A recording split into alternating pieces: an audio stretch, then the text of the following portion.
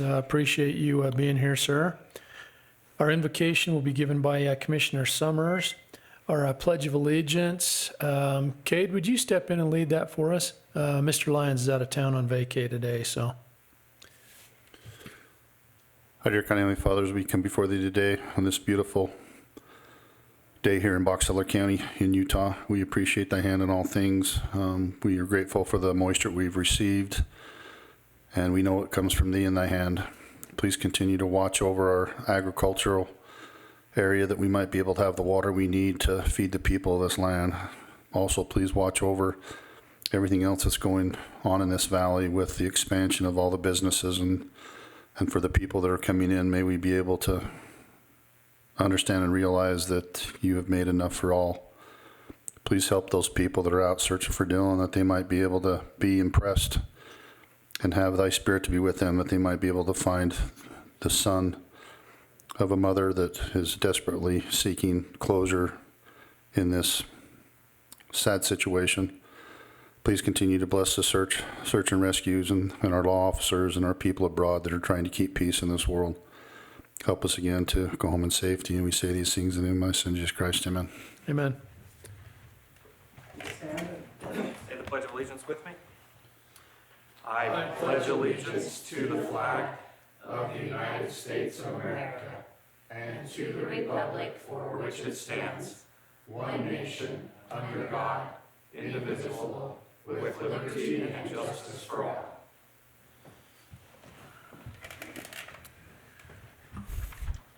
All right, thank you very much. Any correspondence? Anything we need to go over? Do you want me to talk about that stuff now, or do you want me to approve the minutes first? Minutes will be coming on our next meeting. We'll have 2 sets, so. It says approve the minutes on mine. Yeah, it's on the agenda, but they'll be coming next time. So lost a TV. Yeah.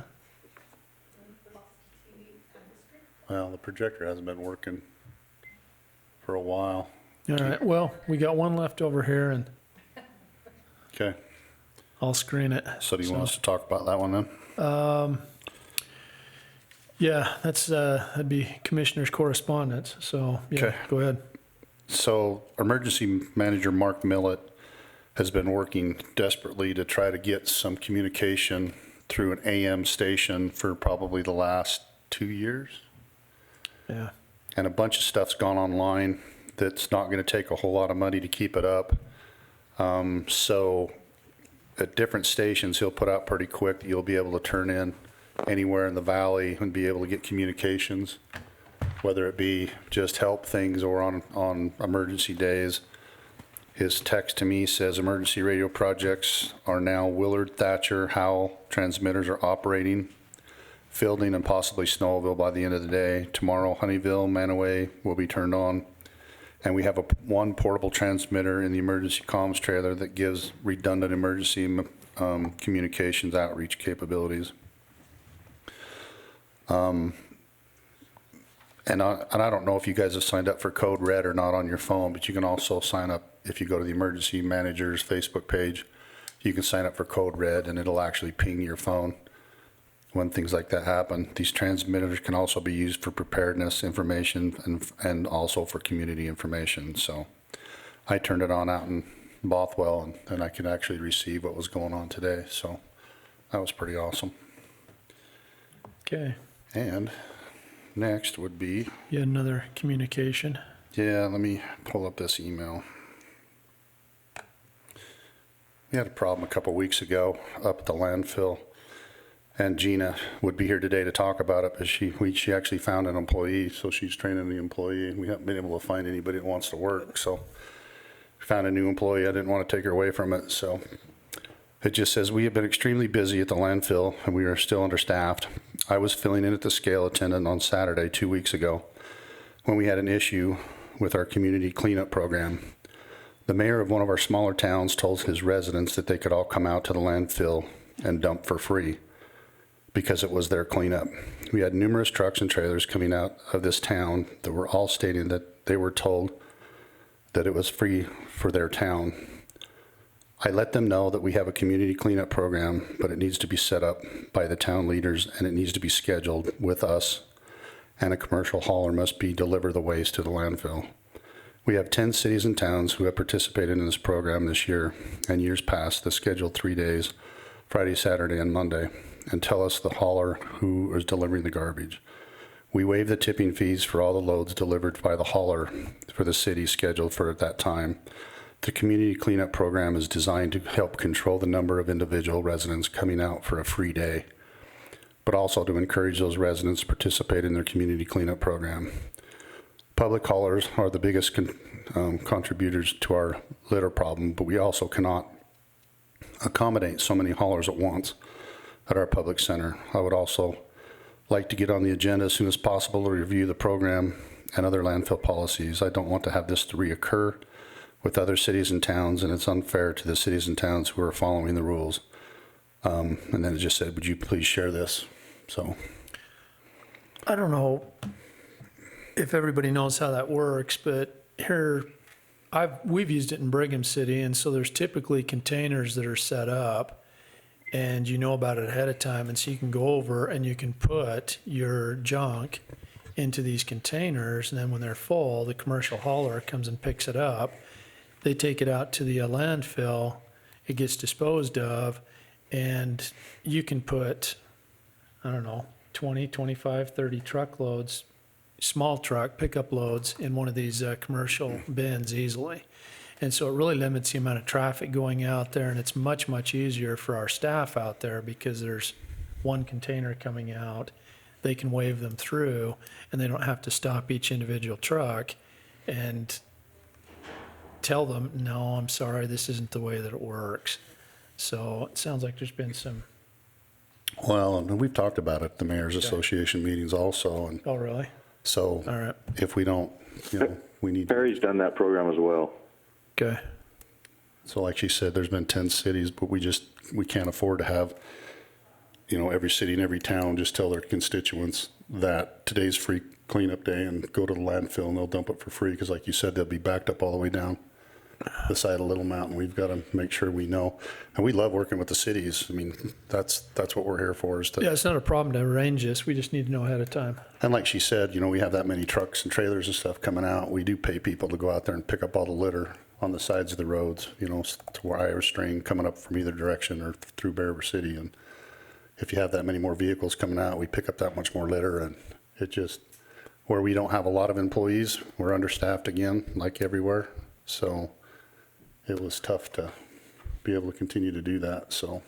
Do you know if there's been communication that's went out to let them know that that's not the operation? So that Well, we can I gave them the number to Honeyville, so hopefully they'll be able to contact them, and that get won't it happen taken again. care of. All right.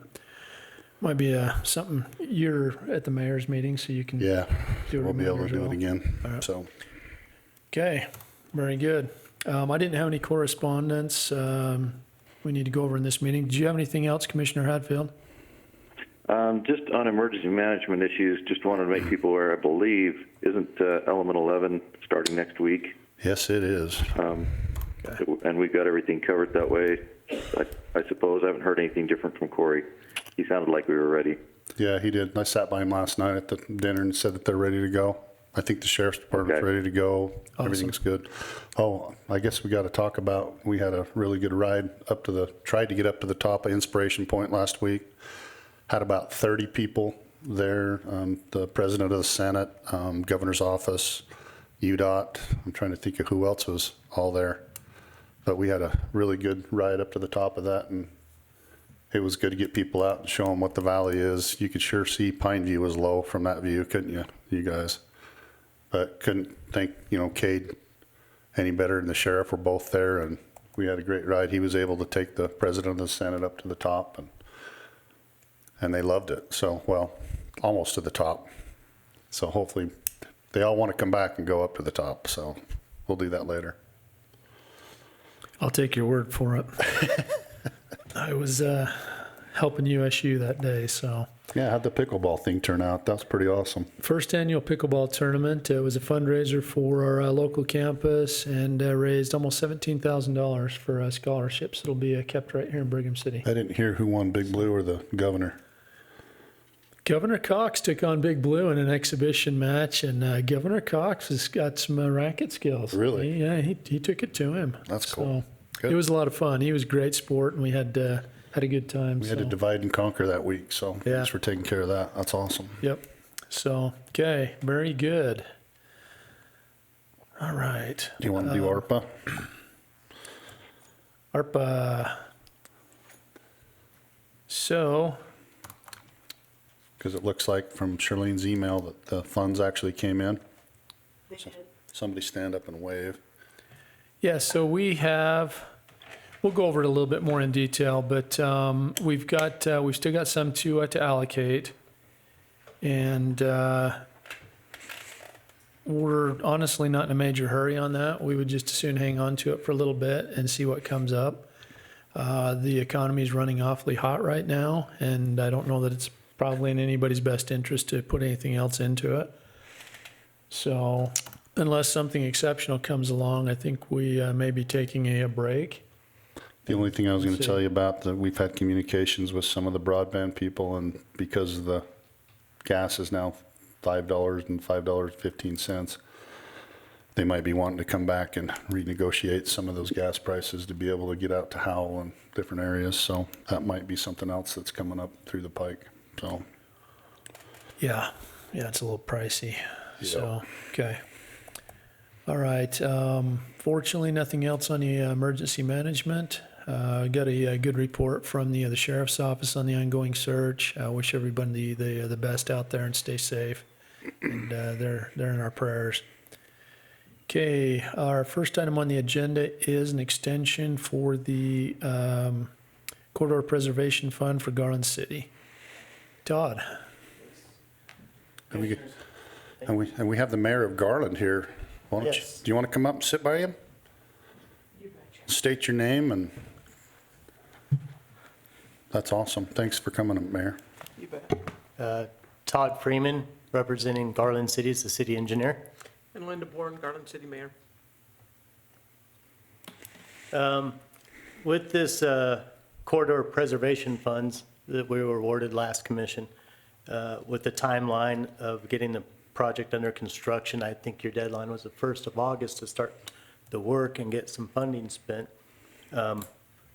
We found out there's some additional funding that we can go after to help support the remaining part of the project, because we only had a portion of the project funded, about 300,000, shy of just over $1 million that we needed to do the complete project, which is Factory Street from the railroad tracks on the east side to the canal on the west side. With this additional funding, we're working with Brian Culver with Box Bragg, Brian Carver. Carver, sorry. You're fine. Yeah. We knew who you were talking about. Yeah. We just made sure everybody else knew. So we're talking with him about some funding capabilities, and he sent me out an email Monday. The funds haven't come out yet. The application should be out any time to go after the additional funding. It's under the Roads and Bridges Funding application, under the Infrastructure Investment Jobs Act. So we're hoping to go after that to get the additional to do the entire project. Good. This would help in two ways. One, doing a short bid right now, a quick bid within a month or so to get the project started. The pricing is going to be much higher. Contractors are already overloaded, and materials, concrete, are a little short in supply, and the pricing's high. Hopefully, with the longer extension, we could get a better pricing and the entire project done. If we could bid it in the this winter, or in the spring, and have the construction start next spring as well. So that's what we're looking for to help move this forward. And then we need an extension on that project, or the funding for the, This is kind of what we did up in Portage, so honestly, that's kind of what we did.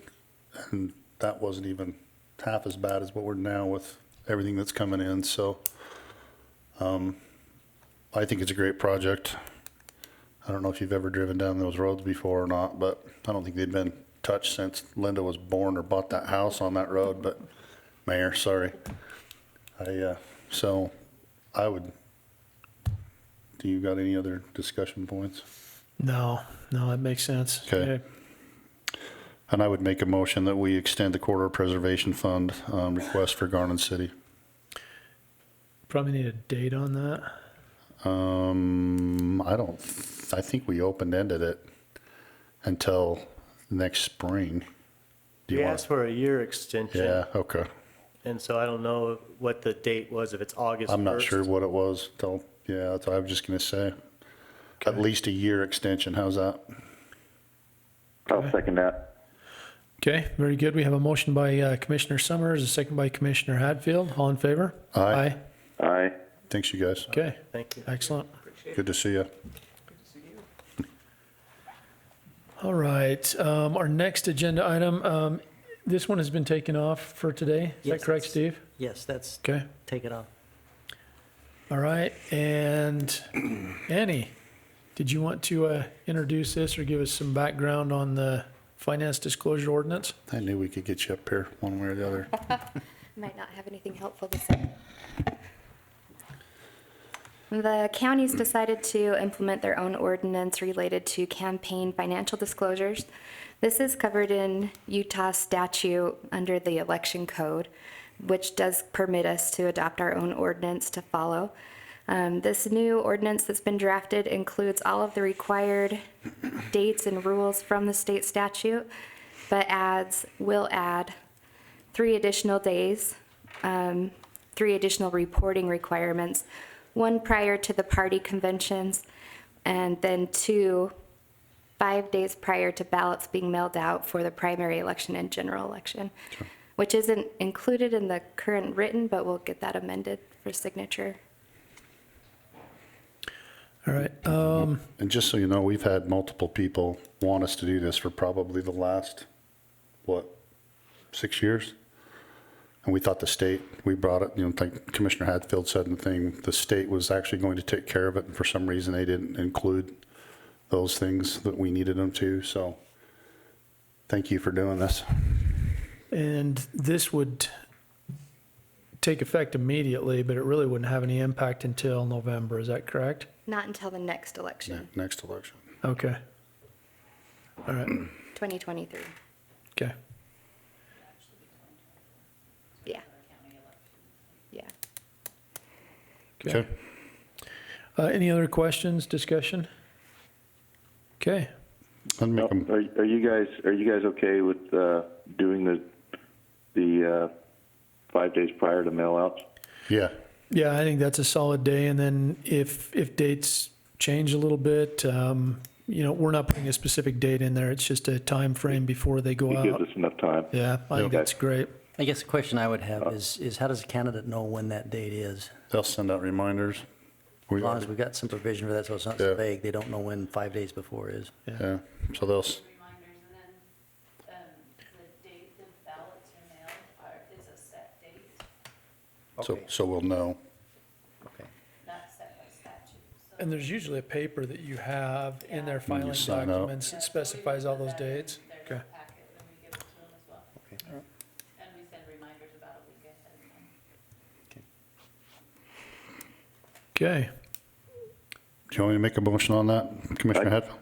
I can make a motion. Okay. I'll make a motion. We approve the campaign financial disclosures ordinance 563 to be 5 days prior to mail outs. I'll second that motion. Okay. Have a motion by Commissioner Hadfield, a second by Commissioner Summers. All in favor? Aye. Aye. Okay. Thanks again, Annie, for your work on that. You're up again. All right. Opioids. All right. The agenda item is for signature on the MOU, the One Utah Opioid Settlement MOU. This is one that is required for our participation in receiving the settlement, which we've already signed the settlement agreement itself, but this is just catching us back up. Just for your information, it looks like what the settlement came down to was the state would receive a 50% share, the counties would receive a 50% share. Box Elder County's portion of that 50% is 1.4721%, or just over $1.9 million, and that's paid out 18 years. over 18 years. Yeah, and we've got a payment schedule that's been provided. As part of this MOU, there's just a couple things to make sure someone's aware of so that we meet the requirements. Annually, we're required to file a plan for the proposed use for the settlement funds we received that year. Annually, we're also required to file an actual use, an accounting of the actual use. We're not allowed to charge an administrative fee greater than 1%, which over the 18 years is about $19,000. Let's see. We are required to maintain the records for 5 years following the settlement period. So we'll have to hang on to these records for a while. 23 years? Yeah. And then we are required to publish on our website annually an update of how the funds have been used. So I'm not sure whose purview that falls under. I just wanted to make sure that you're aware that it needs to happen. All of these different reports and publishing it on the website. I might have a little info on that. And then, of course, a part of the settlement agreement, we are restricted on how the funds can be used. In this MOU, there's a really lengthy list of all the different areas that include first responder training, research, leadership and planning.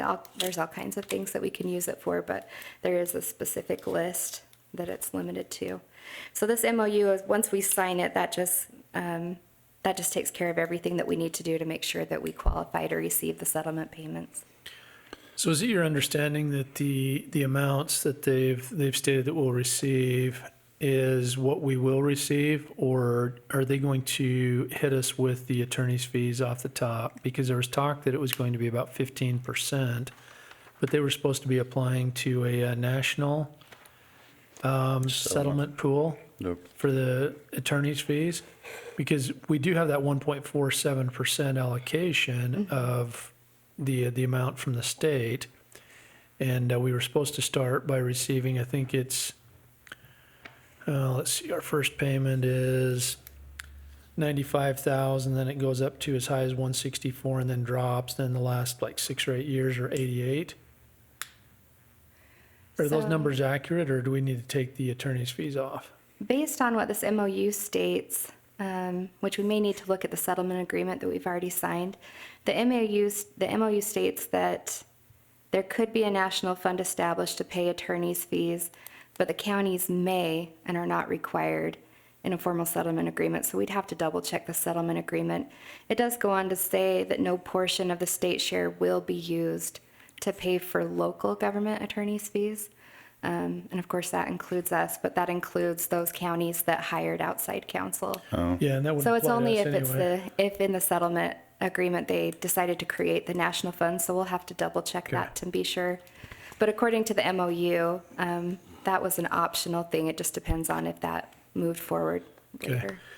I went to a meeting with Cache County yesterday. They had a work session prior to their council meeting, and the health department gave a presentation. Bear River Mental Health was also there, and they talked about potential uses for this. Cache County is kind of the opinion that they would like to see the bulk of these funds go to Bear River Mental Health, Bear River Health Department, and then corresponding law enforcement agencies in the county. So some would go to, well, for example, in our county, it would go to Box Elder County Sheriff's Department. Cache, it would go to Cache, and they would be able to use it for training for first responders, naloxone, Narcan, that kind of thing.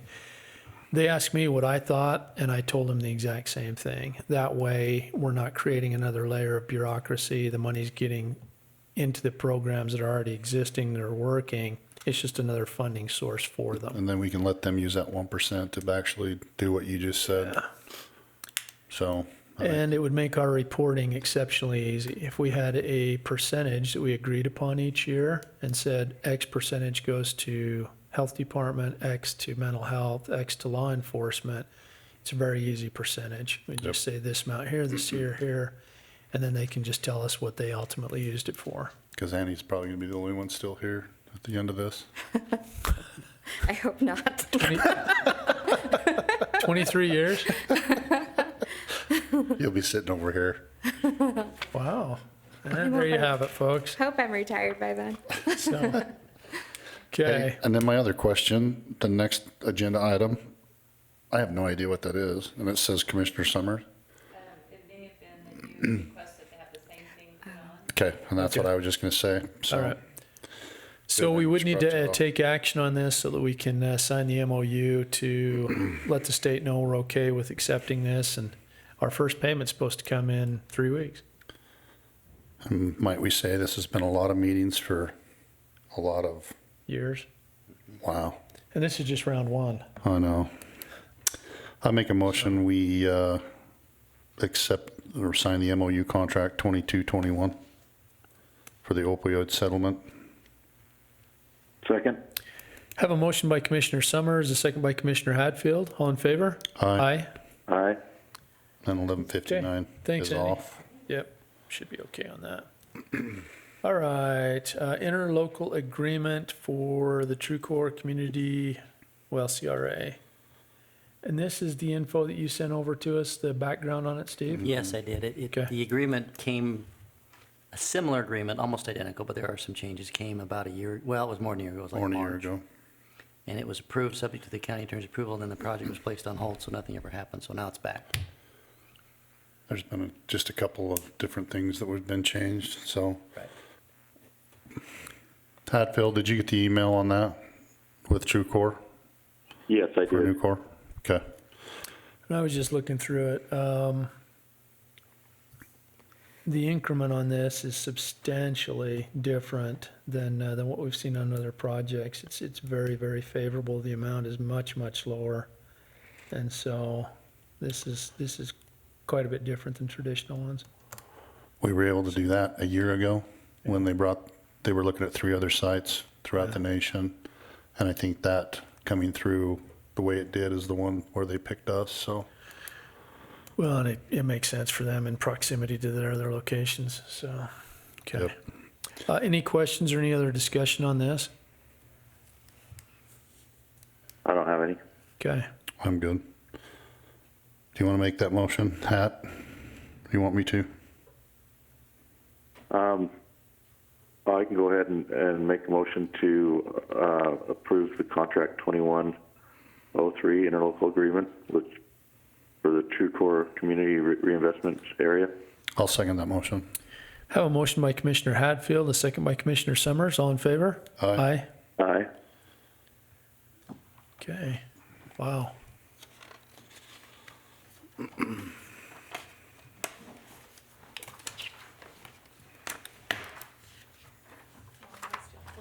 Okay, so I'm missing purple. All right, let's see.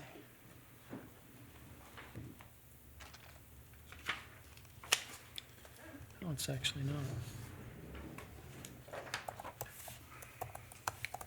Oh, I looked at this first, I thought it was your back brace. I'm like, what did you do?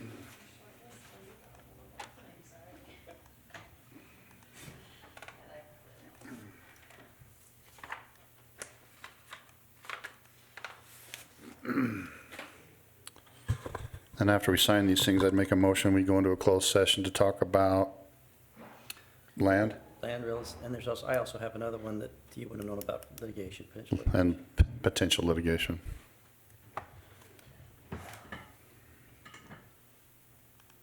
you have anything from the auditor's office to sign? You want that? No, I was just asking. I seen the green folder up there, I'm like going, Tell me when you're done signing and I'll second that. okay.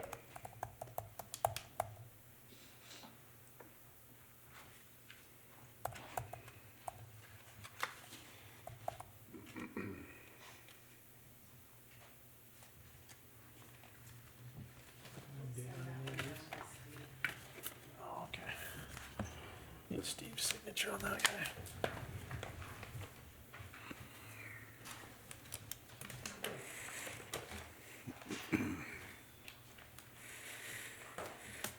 While we're at it, we ought to probably thank Charlene for stepping in, and at least her eyes have quit rotating around in your head. Yeah, Mineral East was a good one for you the other night, though, so But we appreciate you doing this for us, so, and I think the county does too, so, thank you. Appreciate it.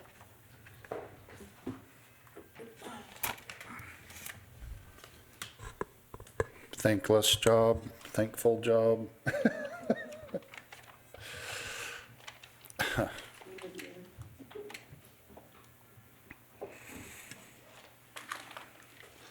For whom the bell tolls.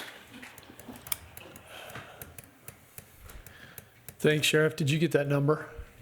Okay. Yeah, thank Riley.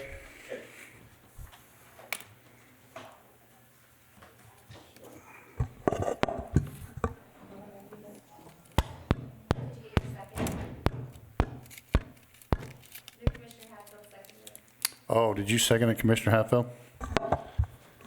All in favor? Are you done signing? Yep. Closed session, all in I'll second favor? that motion then. Aye. Aye. Aye. Thanks, Eddie.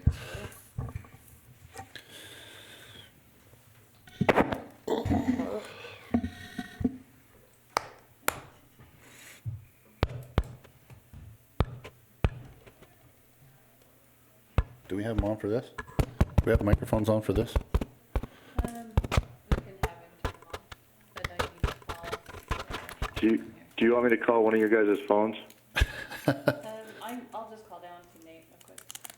Do you want to, you can still hear us on the phone though.